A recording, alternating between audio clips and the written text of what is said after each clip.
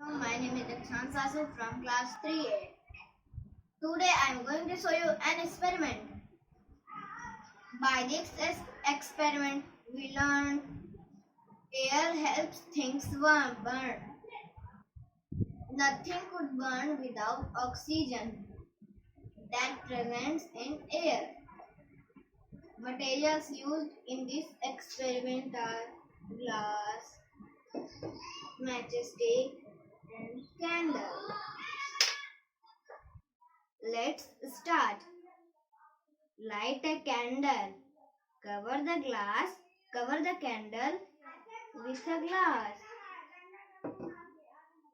Now wait for some time. The candle will flow off.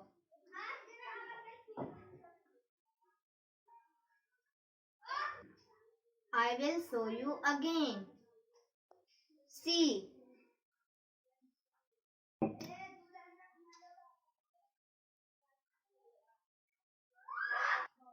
This was the experiment.